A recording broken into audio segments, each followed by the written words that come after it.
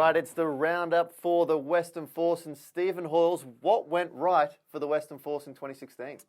Yeah, look, not a huge amount, unfortunately. I did like the form of Haylett, of course, Adam Coleman. John O'Lance at the start of the season impressed me, but his injury had big bearings on their season, John O'Lance's. Yeah, let's talk about what went wrong, and there's a fair bit. Michael Foley sacking, and then a night out in Bloemfontein to finish the season off. To be fair, there's not a huge amount else to do in Bloemfontein. We've spoken about that before. We have, yes. But yeah, look, some disappointing way to finish the season for the Force on and off the field. One man who was sanctioned there was Dane Haylett, but he's had an absolute standout year on the field, of course, capped off with Wallaby's selection. What did you make of his performance for the Force?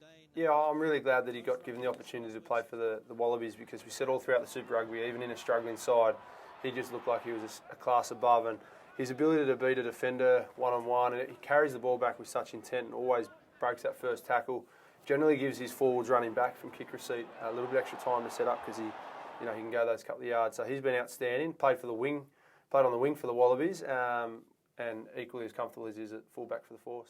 A lot of changes for 2017.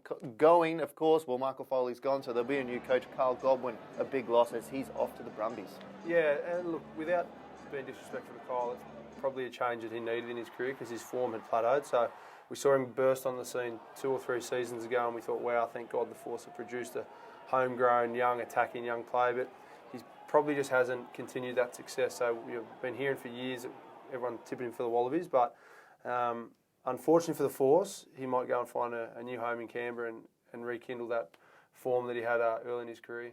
I'll hit you with this one. Obviously, it's a long way out, but expectations for 2017 for the Force? Oh, it is really difficult to say at the moment without a coach. Not just Kyle Godwin leaving, there's about half a dozen players. So I do believe that they will get a fresh start, though, and they haven't had that for a long time. They've spoken about trying to play a new way of rugby this year, and it's very hard to play a new way with the same group, which is their troubles this year. So next year, there's at least 6 to 8 guys gone, new coaching staff, new ownership. I think it'll be probably not expecting them to make the semi-finals, but we can actually expect them to change the way rugby is viewed in the West. A tough year indeed for the Western Force in 2016. The Sea of Blue hoping for a better year in 2017.